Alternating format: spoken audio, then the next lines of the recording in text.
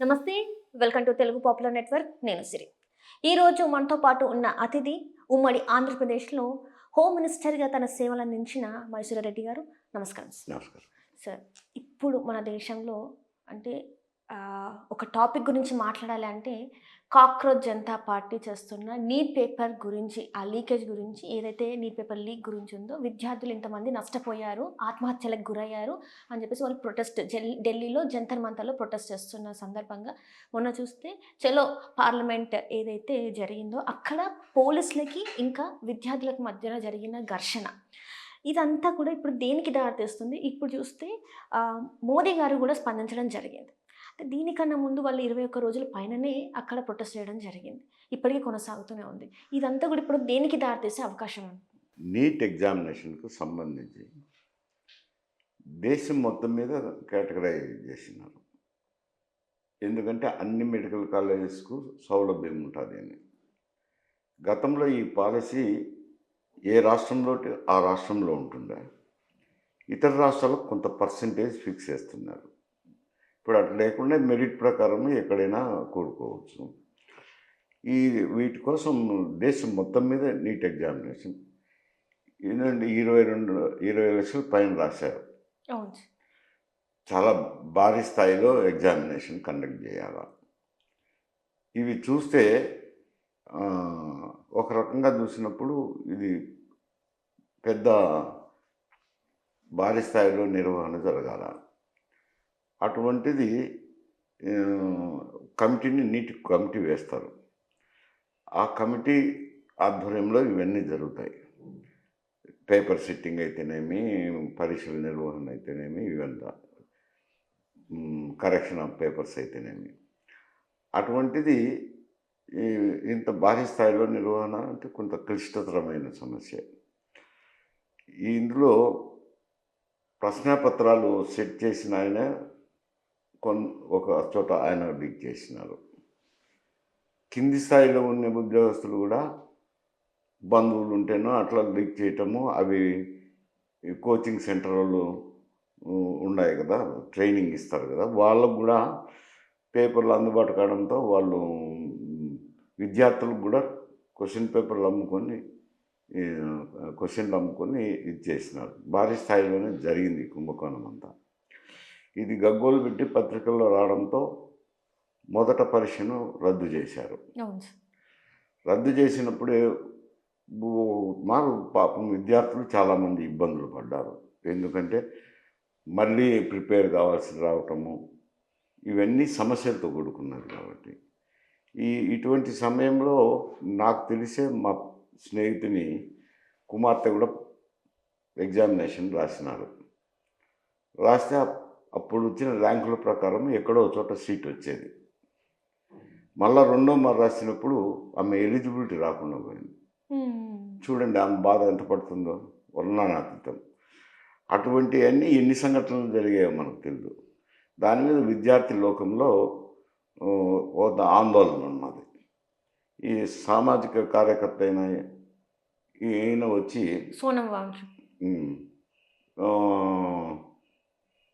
నిరాహార దీక్ష అనౌన్స్ చేశారు. దానికి అనూహ్యమైన స్పందన వచ్చింది. విద్యార్థులు అయితేనేమి, విద్యార్థుల తల్లిదండ్రుల నుంచి అయితేనేమి, వాళ్ళ నుంచి అనూహ్యమైన స్పందన రావడంతో అది 15 రోజులు జరిగినంత వరకు వాళ్ళు పట్టించుకోలేదు ప్రభుత్వం. ఏదో లేచిపోతారులేనో మరి ఎట్టనో తాత్సారం చేశారు. వీరి కార్యక్రమం పార్లమెంటు ముట్టడి అని. పార్లమెంటు ముట్టడి అనేసరికి పార్లమెంటు ముట్టడి అనేది పెద్ద సమస్య అవుతుంది. అందుకని దాన్ని ప్రివెంట్ చేసేదానికి పోలీసులు కూడా లాఠీ చార్జ్ చేయడము, ఈ దినం పత్రికల్లో చూశాను పెల్లెట్లు కూడా ఉపయోగించారని, దానివల్ల ఒకరి చూపు పోయిందని. చాలా చాలా మందికి తీవ్ర గాయాలు. అంటే కింది బాడీలో కొట్టాల్సినవి పై బాడీ పార్ట్స్కి కొట్టడం అన్న వల్ల దాని అనారోగ్యానికి వాళ్ళు గురయ్యారు. ఏదైతే జరిగింది దీని మీద వాళ్ళు కూడా అతన్ని అరెస్ట్ చేయడం జరిగింది. అరెస్ట్ చేసిన తర్వాత కూడా ఆయన హాస్పిటల్లోనే నిరాహార దీక్ష చేస్తానని పట్టుబట్టినారు. సరే మంత్రిమండలి వచ్చి చర్చించినారు. మీ సమస్యలు పరిష్కారం చేస్తాము అని చెప్పి రాత్రి విరమించినాడు. ఎందుకంటే ఈ హింసాత్మక సంఘటనలు చోటు చేసుకోవడం నాకు అంత ఇష్టం లేదని చెప్పి ఆయన విరమించేసినాడు. ఇప్పుడు విరమించి చర్చలు చేసి ప్రభుత్వం కూడా సానుకూలంగా స్పందించిందని విరమించుకున్నారు. అవి ఏది జరుగుతాయండి. ఇప్పుడు నీట్ ఎగ్జామినేషన్ అయిపోయింది. వాళ్ళకు రిజల్ట్స్ కూడా వచ్చేసినాయి రెండో మారు రాసేసరికి. కాకపోతే నేను చెప్పినట్టు మా స్నేహితుని కుమార్తెకు వచ్చిన ఇబ్బందులు ఎంతమందికి వచ్చాయో ఇవన్నీ సమస్యలు ఉన్నాయి. దీని మీద మరి ప్రభుత్వం స్పందన ఏమంటే వాళ్ళు ఒకటే మంత్రి గారు రాజీనామా చేయాలని. ఇక్కడ ఒక సమస్య ఉంది. ఏమిటానంటే ఈ NEET committee appointed by prime minister office appoint చేస్తారు. ఓకే. వాళ్ళు వారి కింద రీజనల్గా ఈ ఉంటాయి కదా దేశం మొత్తం మీద పరీక్ష నిర్వహణ కాబట్టి చేసుకున్నారు. అవి కొందరు ఏం చేశారంటే ప్రశ్నాపత్రం సెట్ చేసిన వాళ్ళే లీక్ చేసినారు వాళ్ళ బంధువులు ఉన్నప్పుడు. కెమిస్ట్రీ పేపర్ ఒకటి జరిగింది, పత్రికల్లో కూడా వచ్చినాయి. అట్నే కింద కూడా కొందరు లీక్ చేయటము బంధువులకు, అవి ఈ కోచింగ్ సెంటర్ల చేతులు కూడా వాళ్ళు స్ప్రెడ్ చేయడము, మ్యాసివ్ ఇర్రెగ్యులారిటీస్ జరిగినాయి. జరిగితే అది రద్దు చేసినారు అనుకోండి. ఇప్పుడు ఇటువంటి సమస్యలన్నీ ఉన్నాయి కాబట్టి అతను ఎక్కడో అమెరికా నుంచి వచ్చి అనౌన్స్ చేస్తేనే ప్రజల స్పందన అందుకొచ్చింది. దాని మీదట ఇప్పుడు ప్రభుత్వం ఇప్పుడు స్పందించింది. రాజకీయ పార్టీలు కూడా రంగప్రవేశం చేసేసరికి ఇది తీవ్రమవుతుందనే సమస్యతో చర్చలకు పూనుకున్నారు. అంటే ఏదైతే ఈ అభిజిత్ దీప్కే లేవనెత్తిన ఈ అంశం, పేపర్ లీక్ అంశాన్ని ఇప్పుడు కాంగ్రెస్ సైడ్ వెళ్ళిపోయిందని అనుకోవచ్చా సార్? అంటే ఈ సీజేపీ పార్టీని కిందికి అయిపోయి కాంగ్రెస్ ఇది పైకొచ్చే దిశగా వెళ్తుందని అనుకోవచ్చా సార్ మరి? అభిజిత్ దీప్కే ఆయన కొద్ది ఆయన చేశాడు. అందులో ఇండియా కూటమి పార్టీలు కూడా ఇన్వాల్వ్ అయినారు. ఇన్వాల్వ్ అయ్యి వాళ్ళు కూడా ప్రధాని ఇంటి వద్ద ధర్నా చేయడం జరిగింది. రాహుల్ గాంధీ అయితేనేమి, ప్రియాంక గాంధీ గారు వీళ్ళంతా ధర్నా చేయటము. ఈ సమస్య తీవ్రమవుతుంది రోజు రోజుకు. ప్రభుత్వం ఒక మెట్టు దిగొచ్చి వాళ్ళతో చర్చలు చేస్తున్నారు. చర్చలు చేసి పరిష్కారం కనిపెడతాము అని చెప్పారు. ఇది ఇటువంటిది జరగకుండా ఉండాలంటే పరీక్ష విధానంలో మార్పులు రావాలి. భవిష్యత్తులో అయినా ఇటువంటివి జరగకుండా ఉండాలంటే ఇంత భారీ స్థాయిలో జరిగేటప్పుడు చాలామంది సిబ్బంది అవసరమవుతారు. ఎక్కడో చోట ఈ లీక్ అయ్యేదానికి అవకాశాలు ఉంటాయి. దాన్ని మరి పకడ్బందీగా నిర్వహించాలంటే ఇప్పుడు ప్రస్తుత పరీక్షా విధానంలో కొన్ని ఇబ్బందులు ఉన్నాయి. ఆ ఇబ్బందులను అధిగమించటమా లేక విధానాన్నే మారు ఆలోచించి రూపకల్పన చేయడమా చేయాల్సింది ఉంటుంది. శాశ్వత పరిష్కారం చేయాల్సింది. శాశ్వత పరిష్కారం అని చెప్పి మీ లాంటి వాళ్ళు పెద్దలు మాట్లాడుతున్నారు సార్. కానీ ఇక్కడ ఏంటంటే అసలు ఫస్ట్ ఈ నిరాహార దీక్ష కన్నా ముందు వాళ్ళు ఒక్కరోజు ఏదైతే పర్మిషన్ తీసుకున్నారో వాళ్ళు అక్కడ పెట్టింది ఏంటంటే ధర్మేంద్ర ప్రధాన్ ఎవరైతే ఉన్నారో వాళ్ళు రాజీనామా చేస్తే ఈరోజు ఇంత దూరం వచ్చేది కాదు, ఇది అక్కడే సద్దుమణిగేది. ఎందుకు మరి మోదీ గారు ఎవరైతే ఉన్నారో ధర్మేంద్ర ప్రధాన్ గారు ఎందుకు ఆయనని రాజీనామా చేయమని అడగట్లేదు? ఎందుకు ఆయనకి ఇంకా సెక్యూరిటీ ఎందుకు ఇస్తున్నారు అసలు? ఆయన మంత్రిగా సెక్యూరిటీ అవైలబిలిటీ లేండి, అంతేకాని అంటే దీనికి ఆయన మంత్రి కాబట్టి విద్యాశాఖకు మంత్రిగా ఉన్నారు కాబట్టి ఆయన బాధ్యత, నైతిక బాధ్యత అన్నారు. డిమాండ్ చేయటం కూడా నైతిక బాధ్యత వహించి రాజీనామా అకౌంటబిలిటీ. ఆయన తప్పు ఉంది అని ఎక్కడా చెప్పడం లేదు ఎవరు కూడా. నైతిక బాధ్యత వహించి రాజీనామా చేయాలని. నైతిక బాధ్యత అనేది వారి సంస్కారానికి సంబంధించిన వ్యవహారం, వాళ్ళ నైతికతకు సంబంధించిన వ్యవహారము. ఎప్పుడో ఒక రైలు ప్రమాదం ఎక్కడో జరిగితే లేట్ లాల్ బహదూర్ శాస్త్రి గారు రాజీనామా చేశారు. అంతటి నిజాయితీ సంస్కారాలు ఇప్పుడు తక్కువైనాయి రాజకీయాల్లో. ఆయనే ముందుకు వచ్చి చేసిండాల్సింది. ఇందులో అయితే తప్పు అయితే ఆయన లేదు, ఎవరు కూడా ఆయన తప్పు ఉంది అనటంలే. నైతిక బాధ్యత వహించి రాజీనామా చేయాలంటున్నారు. నైతిక బాధ్యత అనేది తనకు సంబంధించిన వ్యవహారం. ఆయన ముందే స్పందించి చేసింటే ఈ సమస్య దూరం వచ్చేది కాదు. ఆయన మరి ఆయన ఎక్కువ రాజకీయ హర్యానాలో ఎన్నికలైతేనేమి, బీహార్ ఎన్నికలైతేనేమి, బెంగాల్ ఎన్నికల్లో ఊహకర్తగా పనిచేశారు అవును. ఎన్డీఏ కూటమికి. హ్మ్. అందులో తలమునకలై ఇక్కడ కాన్సంట్రేట్ చేయలేదనేది ఒక అపవాదం ఉందనుకోండి. ఈ పరీక్షల నిర్వహణ మీద పూర్తిగా హ్మ్, ఏకాగ్రతను కేటాయించలేదనేది ఒక సమస్య. దాని మీద నైతిక బాధ్యత వహించి రాజీనామా చేయమంటున్నారు. అతను తప్పు చేసినారని ఎవరు అనటం లేదు. హ్మ్. హ్మ్. నైతిక బాధ్యత అనేది ఆయనకు సంబంధించిన సమస్య అయితదది. హ్మ్. ఇప్పుడు దీనివల్ల ఇప్పుడు ఏదైతే ఇది జరిగిందో దీనివల్ల మరి బీజేపీకి ఎట్లాంటి పరిస్థితి ఏర్పడిందనుకోవచ్చు సార్ ఇప్పుడు? ఎందుకంటే ఎలక్షన్స్ ఉన్నాయి ఇప్పుడు. రేపు చూసుకున్నట్టయితే 7 స్టేట్స్‌లలో ఎలక్షన్స్ ఉన్నాయి. మరి దీనిది ఎఫెక్ట్ మరి అప్పుడు పడే అవకాశం ఉందంటారా? ఎన్డీఏ కూటమికి కొంచెం ఇబ్బందికర పరిస్థితులే గదా! ఎందుకంటే విద్యార్థి లోకంలో ఇంత స్పందన రావడము, ప్రజల్లో ఇది రావటంతో కొంచెం ఎటైనా నష్టమే గదా! ఇమేజ్ దెబ్బతింటది గదా! హ్మ్. రాజకీయంగా ఎంత ఇబ్బంది జరుగుతదనేది వేరే సమస్య. ఎందుకంటే ఎప్పుడో ఎన్నికలొస్తాయి గాబట్టి, ఈ సమస్య అన్ని రోజులు ఉంటుందా అనేది, లైవ్‌గా ఉంటుందా అనేది ఒక ప్రశ్న. హ్మ్. కాకపోతే ఇప్పుడేమిట్రా అనంటే మోడీ ప్రతిష్టకు కొంచెం దెబ్బ తగిలినట్టయితది. ఎందుకింత లైట్ తీసుకున్నారనుకోవాలి సార్? ఇన్ని రోజులైనా కూడా అసలు ప్రభుత్వం ఎట్లాంటి అంటే ప్రభుత్వం నుంచి ఎవ్వరు వచ్చి మాట్లాడలేదు. అసలు ఆహ్, ఏ మ ఎ మ ఎవరు మాట్లాడలేదు. అంటే ఇక్కడ చూసుకున్నట్టయితే చాలామంది పెద్ద పెద్ద వాళ్ళు ఎవరైతే ఉన్నారో అంటే ఆమ్ ఆద్మీ పార్టీ నుంచెళ్ళి వచ్చిన వాళ్ళే కానీ, అధికారంలో ఉన్న బీజేపీ నేతలు మాత్రం ఎవరొచ్చి మాట్లాడలేదు. అంటే ఒక్క రోజుతోని, 2 రోజులతోని అయిపోద్దనుకుంటున్నారా? లేకపోతే ఇంత పెద్దగా స్థాయిలా అంటే ఇప్పుడు రాష్ట్రాల నలుమూలల నుంచెల్లి వచ్చి వాళ్ళకి సపోర్ట్ చేస్తున్నారు. ఇంత పెద్దగా అంటే అవుతదని వాళ్ళ అనుకోరా మీరు? ఆలోచన మేము రద్దు చేసినాం గదా! హ్మ్. మళ్ళీ నిర్వహించినాం గదా! ఎగ్జామినేషన్ ఫలితాలొచ్చినాయి. హ్మ్. ప్రాసెస్ అయిపోయింది గదా! ఇప్పుడేమిటి అనేది ఉండొచ్చులెండి. ఈ ప్రతి ఒక్కరు వచ్చి చేయొచ్చు గదా! అనేది ఆలోచన గూడా వాళ్ళలో ఉండిండొచ్చు. హ్మ్. మనమైతే ఇదే విధంగా ఇది అని చెప్పలేము. హ్మ్. తక్కువ అంచనా వేయడము, ఇంకొక రకంగాను వాళ్ళు చాలా ఆలోచన జేసింటారు. అందులో ఇతని తప్పనేది కనపడడం లేదు. హ్మ్. మంత్రి గారి తప్పనేది. హ్మ్. అది నైతిక బాధ్యతే అంటున్నారు ఎవరు గూడా. నైతిక బాధ్యత ఆయన విలువలకు సంబంధించిన వ్యవహారం. హ్మ్. అందువల్ల వాళ్ళు గూడా తాత్సారం జేసిండొచ్చు. ఇది సీరియస్ టర్న్ తీసుకున్నప్పుడు అంటే వచ్చినారనుకోండి ఒక వారం, 10 రోజులైన తర్వాత సర్దా గారు చర్చించడానికి వచ్చినారు. హ్మ్. చ చర్చించుదాము అనంటే లేదు మీరు రాజీనామా ఇచ్చినాకనే చర్చలు అనన్నారు. హ్మ్. రాజీనామా ఇచ్చినాక ఇంక చర్చలేముంది లేదు గదా! హ్మ్. అట్లా తాత్సారం జరిగింది.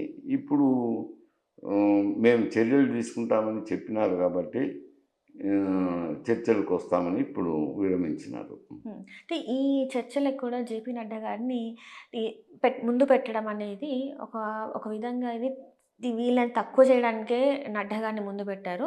మామూలుగా అయితే ఇట్లా ఇంత పెద్ద అంశాన్ని గురించి మాట్లాడడానికి ఎందుకు అమిత్ షా గారిని, రాజ్‌నాథ్ సింగ్ గారిని ముందు ఎందుకు పెట్టలేదని చెప్పి అట్లని కొంతమంది గాదు. మాట్లాడుతున్నారు సార్ మరి. అది అంత సమంజసమైన ప్రశ్న గాదు. హ్మ్. ఎందుకంటున్నాను అనంటే, ఆయన కేంద్ర మంత్రే గదా! సడ్డా గారు గూడా. హ్మ్. పార్టీలో ఇంపార్టెంట్ మ్యానే. హ్మ్. ఏదో ఒక మంత్రి మాట్లాడుతున్నారు. అంతే అమిత్ షానే రావాలా, ప్రధానమంత్రి రావాలంటే అది మళ్ళా డిమాండ్ అయితది. హ్మ్. కాబట్టి మంత్రివర్గం నుంచి ఏ మంత్రి వచ్చినా గానీ మంత్రివర్గాన్ని రిప్రజెంటేషన్ చేసినట్టయితది. హ్మ్. దాన్ని ఆయన చిన్న మంత్రి హోంమంత్రి రాలేదే అని అనేదానికి లేదు. అట్లా అనేదానికి లేదు. హ్మ్. ప్రభుత్వం తరపున ప్రతినిధిగా ఒక కేంద్ర మంత్రి వచ్చినారనుకునే హ్మ్. మనం ఆలోచన చేయాల్సిందుంటది. ఇప్పుడు ఈ స్టూడెంట్స్ ఎవరైతే ఉన్నారో ప్రొటెస్ట్ చేసిన స్టూడెంట్స్ మీద కేసులు అంటున్నారు. సోనం వాంగ్‌చుక్ వచ్చేసి మాట్లాడారు. ఇట్లాంటి వాళ్ళ మీద ఎలాంటి కేసులు ఉండొద్దు, ఏముండొద్దు. అట్లా అయితేనే నేను నిరాహార దీక్ష విరమిస్తాను అని చెప్పేసి మాట్లాడింది. కానీ నిజంగానే అది జరిగే అవకాశం ఉంటదంటారా సార్? మరి ఇంతమంది మీద కేసులు వాటిని తీసేయడం ఎందుకంటే రాళ్ళు రువ్విండ్రు. అటు సైడ్ నుంచెల్లి, ఇటు సైడ్ నుంచెల్లి రాళ్ళు రువ్వుకున్నారు. ఎంతవరకు ఎళ్ళిందో మనం చూసినాం. మరి ఇది ఎంత నెమ్మదయిపోతదంటారా మరి? యాహ్! కేసు లేకుండా అది అయిపోతదంటారా? కేసులు విత్‌డ్రా చేసుకునేది ప్రభుత్వం చేతిలో ఉందిలెండి. చేసుకునేదానికి అవకాశం ఉంది. చేసుకోవచ్చు గూడా. హ్మ్. హ్మ్. అంటే పరిష్కారంలో భాగంగా వాళ్ళు డిమాండ్ చేశారు. రేపు చర్చలు జరిగినాక చర్చల సరళిని బట్టి హ్మ్. అవన్నీ నిర్ణయాలుంటాయి. చర్చలకు వీళ్ళు వీళ్ళు ఇప్పుడు ఏవైతే వీళ్ళ డిమాండ్స్ ఏవైతే ఉన్నాయో, వీళ్ళు వీళ్ళు సానుకూలంగా స్పందించే అవకాశం ఉందంటారా సార్ మరి?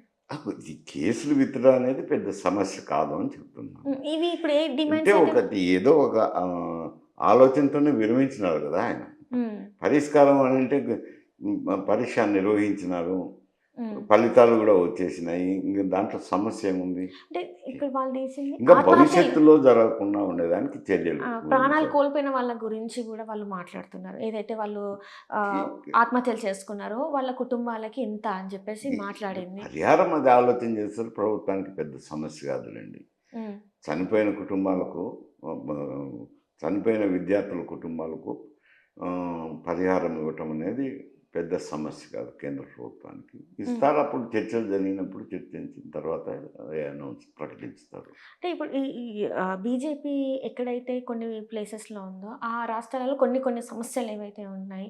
ఇప్పుడు చూసుకున్నట్టే రామ మందిరం ఇష్యూ చూసుకున్నట్టయితే, అది కూడా బీజేపీకి మైనస్ నెగెటివ్ అవుతుంది అని చెప్పేసి మాట్లాడుతున్న సమయంలో ఇప్పుడు ఈ ప్రొటెస్ట్ వచ్చింది. ఇప్పుడు బి ఎక్కడ చూసినా కూడా బీజేపీ ఒకింత వెనుకబడిపోయింది. అన్ని ప్లేసెస్‌లో కూడా నెగటివిటీని సంపాదించుకుంటుంది. ఈసారి మరి కష్టమే అన్నట్టు కొన్ని వార్తలు కూడా వస్తున్నాయి సార్. మరి అంటే ఇప్పుడే అంచనా వేయలేండి. హ్మ్. అవి ఎన్నికల సమయం వచ్చినప్పుడు ఇవన్నీ ఒక ఇష్యూస్ అవుతాయి కానీ, హ్మ్. ఇప్పుడు ఈ ఇష్యూస్ వల్ల ఇప్పుడే ఇటువంటి ఫలితం ఉంటుందని ఎవరు అంచనా వేయలేము. హ్మ్. అది టూ అర్లీ అవుతుంది. హ్మ్. అందుకని అది రామ మందిరం సమస్య వేరనుకోండి. అక్కడ పరకామణిలో కొంత మిస్యూజ్ జరిగిందనేది. హ్మ్. వాటి మీద చర్యలు తీసుకుంటామంటున్నారు కదా! ఇక్కడ ఇక్కడ 17 మందిని అరెస్ట్ చేశారు. ఈ కేసులో నీట్‌కి సంబంధించి కేసులో. హ్మ్. వాళ్ళందరూ జైల్లోనే ఉన్నారు. కఠిన శిక్షలు అమలు చేస్తామని చెప్తున్నారు. అది వేరు పార్టు. హ్మ్. మృతుల కుటుంబాలకు ఎక్స్‌గ్రేషియా ప్రకటించడం అది వేరు పార్టు. హ్మ్. దీనివల్ల ప్రభుత్వానికనంటే ఇప్పటికిప్పుడే చెప్పలేము. ఈ సమస్యలన్నీ రేపు ఎన్నికల్లో ఒక సమస్యగా రావచ్చు హ్మ్. పార్టీకి మీద. హ్మ్. జై శ్రీరామ్ నినాదంతో ఎళ్తున్నారు కానీ, ఎక్కడ గూడా ప్రజల గురించి బీజేపీ పట్టించుకోవట్లేదు. దాని వల్లనే ఇవన్నీ జరుగుతున్నా గూడా చాలా లైట్ తీసుకుంటున్నారు. దేవుడి పార్టీ అని జెప్పుకొని వీళ్ళు ప్రజల్ని వదిలేస్తున్నారని జెప్పేసి గూడా ఒక మాట వినిపిస్తుంది సార్. అది మరి దీన్ని ఎట్లా చూద్దామంటారు? అది వేరు సమస్య. వీటిని ఇందులో మిక్స్ చేయలేము. హ్మ్. అది వాళ్ళ సిద్ధాంతము. బీజేపీ పార్టీ సిద్ధాంతము. ఆ సిద్ధాంతము అది మొదటి నుంచి ఉంది కదా! ఇప్పుడొచ్చింది కాదు కదా! ఈ ఈ రోజుల్లో వచ్చింది కాదు. మొదటి నుంచి ఉండేది ఆ సిద్ధాంతము. అయోధ్య మందిరం నిర్మించాలనేదైతేనేమి, శ్రీరామ్ అనేదైతేనేమి, అయి వాళ్ళ పార్టీ అజెండాలో ఉన్నటియే వాళ్ళ పార్టీ సిద్ధాంతం కూడా. హ్మ్. ఆ సిద్ధాంతం మీదనే ఇప్పుడు అధికారంలోకి వచ్చినారు కదా! 10 సంవత్సరాలు. దాన్ని తప్పు నేను ఎవరు అనేదానికి ఉండదు కదా! అది హ్మ్. వేరే సమస్య. హ్మ్. ఈ సమస్యలు పరిపాలనకు సంబంధించి నీట్ ఎగ్జామినేషన్ కండక్ట్ చేయడం అయితేనేమి, రామ మందిరం పరకామణిలో దొంగతనాలు అయితే ఇవి వేరే సమస్యలు. ఇవి హ్మ్. పరిపాలనకు సంబంధించినవి. పేపర్ లీక్ అనేవి ఇప్పుడు చాలా వరకి జరుగుతున్నాయి. మరి ఇప్పుడు విద్యార్థులు అడిగేది అదే. ఇన్ని పేపర్ లీక్స్ జరుగుతుంటే మా పరిస్థితి ఏంటి? మా భవిష్యత్ ఏంటి? అసలు మా భవిష్యత్ గ్యారంటీ అనేది లేకుండా అయిపోతుంది. దీని మీద చర్యలు తీసుకోవాలి అంటే ఏంటి మీరు మాకేమిస్తారు హామీ అని చెప్పేసి వాళ్ళు అడుగుతున్నారు. దానికి సంబంధించి ధర్మేంద్ర కాదు ప్రధాన్. కాదు. అది జనరల్ ఇష్యూలండి. ఈ ఇష్యూ అడుగుతున్నది నీట్‌కి హ్మ్. సంబంధించింది. హ్మ్. అయి వేరియస్ ఎగ్జామినేషన్‌లో 152 పేపర్లు లీక్ లీక్ అయినాయి. అయిపోయింది. హ్మ్. 52 పేపర్లు లీక్ అయ్యి విద్యార్థుల భవిష్యత్తు అంధకారమైందనేది అది సమస్య వేరు. ఇప్పుడు వీళ్ళు డిమాండ్ చేస్తున్నది నీటికి సంబంధించిన హ్మ్. సమస్య. హ్మ్. వాటిని కొన్ని రాష్ట్ర ప్రభుత్వాలు అరికట్టాల్సినవి ఉన్నాయి. రకరకాలు ఉన్నాయిలెండి ఆ సమస్యలు, ఆ పేపర్ లీకుల్లో. ఇది మంచిది అని ఎవరు మనం. ఇది చెడు సాంప్రదాయమే. వీటి మీద కఠిన చర్యలు తీసుకోవాలని అనేది ఎవరైనా డిమాండ్ చేస్తాం. మనమైనా ఎందుకంటే భవిష్యత్తులో మన పిల్లలు కూడా బాధితులు అవుతారు కదా!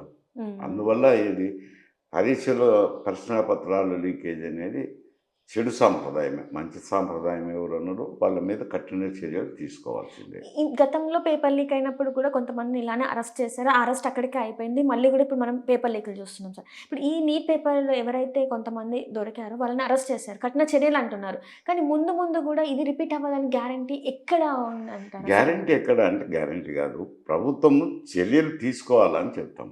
హ్మ్. ఇది మీకు ఎగ్జామినేషన్ కండక్షన్ అనేది చాలా లెబోరియస్ ప్రాసెస్. ప్రశ్నాపత్రాలు ఒక చోట హ్మ్. తయారవుతాయి. అవి ప్రింటింగ్ ప్రెస్ పోవాల్సిందే. ప్రింటింగ్ ప్రెస్ పోయినాక అక్కడ సిబ్బంది ఉంటారు. ఇట్లా వచ్చిన తర్వాత వాటిని ట్రాన్స్‌పోర్ట్ చేయాల్సిందుంటది. దానికి సిబ్బంది అవసరమవుతారు. పరీక్షా కేంద్రాలకు వెళ్ళిన చోట కూడా మా ప్రశ్న పత్రాలను డిస్ట్రిబ్యూట్ చేయాల్సిందే కదా స్టూడెంట్స్కు. ఇట్లా రకరకాల సమస్యలు ఉన్నాయి. ఈనాటిది కాదు అది సమస్య, మొదటి నుంచి ఇటువంటి సమస్యలు ఉన్నాయి. కానీ తీసుకున్న దగ్గరికి పకడ్బందీ చర్యలు తీసుకుంటారు జనరల్గా. ఎవరైనా నేను ప్రభుత్వాన్ని సమర్థిస్తానని కాదు, జనరల్గా తీసుకుంటారు. అయినా కొన్ని చోట్ల జరుగుతుంటాయి ఇటువంటివి. జరగకుండా భవిష్యత్తులో చర్యలు తీసుకునే దానికి పకడ్బందీ చర్యలు తీసుకోవాలనేది ఎవరమైనా చెప్తాను, తీసుకోవాల్సిన అవసరం ఉంది. నెక్స్ట్ ఎలా ఉండబోతుంది సార్? అంటే ఇప్పుడు అందరి దృష్టి ఇప్పుడు బీజేపీ పైనే ఉంది. నెక్స్ట్ నిర్ణయాలేంటి? నెక్స్ట్ మరి వీళ్ళకి ఇప్పుడు నీటి బాధితులు ఎవరైతే ఉన్నారో కుటుంబాల గురించి కావచ్చు, నెక్స్ట్ ఏదైతే ఉన్నాయో ఈ ప్రొటెస్ట్‌కి వచ్చిన వాళ్ళ విద్యార్థులకే కావచ్చు, ఏ మాట ఇచ్చే అవకాశం ఉందంటారు? అది చర్చలు జరుగుతాయి కదా, చర్చలు ఫలితాలను నేను ఎట్లా అంచనా వేస్తాను? అంటే అంటే చాలామంది చర్చలు అదే ఫలితాలు వచ్చిన తర్వాత ఫలితాలను విశ్లేషణ చేయగలం. కానీ హ్మ్. రేపు ఇటు విద్యార్థుల నాయకుల మధ్య తర్వాత ప్రభుత్వం మధ్య చర్చలు జరిపేదానికి ఒప్పుకున్నారు, అతను విత్డ్రా చేసినారు, జరుగుతాయి. హ్మ్. దాని పర్యవసానాలు బట్టి మనం చెప్పగలం. యాహ్! ముందే మనం పర్యవసానాలు చెప్పలేం కదా. రైట్ చర్చ సార్. స్టూడెంట్స్ ఎంతవరకు తగ్గుతారు, ప్రభుత్వం ఎంతవరకు తగ్గుతుంది, ఎంత డిమాండ్లు నెరవేరుస్తారు. అయితే ఒకటి ఎక్కడైనా కానీ, ఏ పరీక్ష అయినా కానీ దాని లీకులు కాకుండా చూడాల్సిన బాధ్యత ప్రభుత్వాల పైన ఉంది. అటు రాష్ట్ర ప్రభుత్వాల పైన ఉంది, కేంద్ర కేంద్ర ప్రభుత్వం ప్రభుత్వం. ఉంది. హ్మ్. అది మాత్రం ఎందుకంటే విద్యార్థుల భవిష్యత్తుకు సంబంధించిన సమస్య కాబట్టి జాగ్రత్త చర్యలు తీసుకోవాలని ఎవరైనా చెప్తాం, తీసుకోవాల్సిన అవసరం ఉంది. వైఫల్యం చెందినప్పుడు అది తర్వాత ప్రజల తీర్పులో వస్తాయి అవి. ఇప్పుడు ఇదే నీట్ పేపర్ లీక్ గురించి రాహుల్ గాంధీ గారు, ప్రియాంక వాద్రా గారు అనేక మంది కాంగ్రెస్ నేతలు అక్కడికెళ్ళిండ్రు. ఏదైతే ప్రధానమంత్రి గృహ ముట్టడికి ఎళ్ళిండ్రు. అక్కడికెళ్ళిన దాంట్లో కాంగ్రెస్ ప్రభుత్వంలో ఉన్న ప్రముఖ నాయకులందరూ ఉన్నారు. కానీ రేవంత్ రెడ్డి గారు అక్కడ కనిపించలేదు. ఎందుకు కనిపించలేదు? చాలామంది ఏమంటున్నారంటే మోదీకున్ను రేవంత్ రెడ్డికి సత్సంబంధాలు ఉన్నాయి కాబట్టి ప్రశ్నించడానికి రాలేదు అని చెప్పేసి మాట్లాడుతున్నారు. ఇందులో వాస్తవం ఉందంటారా? అందులో వాస్తవం ఉందని నేను అనుకోనులేండి. ఎందుకంటే హాజరు కాలేదు, వాస్తవమే, అది అందరికీ తెలుసు. హుహు. కాకపోతే ఈ ప్రధానమంత్రి ఇంటి దగ్గర పోయి ధర్నా చేయాలనేది కొంచెం సీక్రెసీ మెయింటైన్ చేశారు, కాన్ఫిడెన్షియాలిటీ మెయింటైన్ చేశారు. హ్మ్.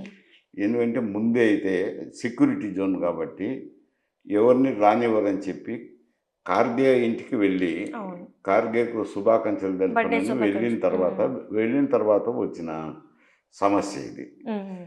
వెళ్ళి అక్కడ ధర్నా చేశారు. హ్మ్. అది అందరిని పిలవకపోయిండొచ్చు. ఎందుకంటే అందరిని పిలిస్తే ఈ ఈ సమస్య లీక్ అయ్యే కాన్ఫిడెన్షియాలిటీ మెయింటైన్ కాదు. హ్మ్. అందుకని పిలిచినారు. పిలిచకపోతే వీళ్ళకి ఏదో ప్రియాకుపోయి ఉంటుంది. శివకుమార్ గారు అంటే కర్ణాటక అవును. ముఖ్యమంత్రి. హ్మ్. ఆయన ఈ ఇతర కారణాలతోనో, ఇంకొక కారణంతోనో ఏదో మల్లికార్జున ఖార్గే ఉన్నారు కాబట్టి ఏమన్నా ఆయనకు చెప్పినారేమో, వచ్చి ఉండలేదు ఢిల్లీలో అని చెప్పిండొచ్చు. హ్మ్. ఏమిటి అనేది చెప్పిండదు. ఎందుకంటే కాన్ఫిడెన్షియాలిటీ మెయింటైన్ చేసినారు కాబట్టి. హ్మ్. అందువల్ల పోకపోయిండొచ్చు. దానికి హైకమాండ్ ఏదైనా చర్యలు తీసుకోవాలంటే తప్పు లేదు కదా. మీరు ఖచ్చితంగా రమ్మని పిలిస్తే పోకపోతే మాత్రం అది తప్పవుతుంది. హ్మ్. అందువల్ల మరి వాళ్ళు పత్రికల్లో కూడా వచ్చినాయి కదా, ముందు ఎవరికి లీక్ చేయలేదు, ఎవరికి తెలియదు. మల్లికార్జున ఆయన కూడా విష్ చేయడానికి పోయిండొచ్చు కదా, మల్లికార్జున ఖార్గేను. హ్మ్. ఇది శివకుమార్ గారు కూడా. అవును. ఈయన విష్ చేసేది ఏం పెద్దదని ఫోన్లో మాట్లాడిండొచ్చు, రకరకాలుగా జరిగిండొచ్చు. హ్మ్. అక్కడికి వెళ్ళిన తర్వాత ఇది పోవాలనుకొని పోయినారు అది. అంటే ఈ పేపర్ లీక్ మీద గూడా ముఖ్యమంత్రి గారు ఏం మాట్లాడలేదు. అంటే రేవంత్ రెడ్డి గారు ఏం మాట్లాడలేదని చెప్పేసని. నిన్ననే స్టేట్మెంట్ ఇచ్చారు కదా పేపర్ ఇంకా మీద. అంటే ఇంతకు ముందు అంటే నిన్న ఏవైతే జరిగాయో చాలా మంది స్పందించడం జరిగింది. కానీ ఇన్ని రోజుల నుంచెల్లి ఎందుకు స్పందించలేదు అని అట్లా చెప్పేసి. కాదు కదా, ఈ సమస్య వచ్చి రాష్ట్రానికి సంబంధించిన సమస్య కాదు. హ్మ్. నీట్ ఎగ్జామినేషన్ కండక్ట్ చేసింది కేంద్రము హ్మ్. కాబట్టి, కేంద్రానికి సంబంధించిన సమస్య కాబట్టి ఈ సమస్య మీద వీళ్ళు రెస్పాండ్ కారు జనరల్గా. ఏ చీఫ్ మినిస్టర్ కూడా ఇవ్వలేదు కదా. హ్మ్. అవి కేంద్రంలోనే జరుగుతుంది. వాళ్ళు మాట్లాడుతున్నది కూడా ఏమిటి, కేంద్ర మంత్రిని రాజీనామా ఇమ్మనే కదా. అది హ్మ్. ఇక్కడ రాష్ట్రాలకు సంబంధించి కదా, రాష్ట్ర ముఖ్యమంత్రులు ఇన్వాల్వ్ అయ్యేదానికి కాదు. హ్మ్. ఆ ఒక్క సమస్యనే బట్టి మనం ఆయన equations with high command with prime minister judge చేయలేము ఆ ఒక్క విషయం. Right sir. Right. Thank you so much sir.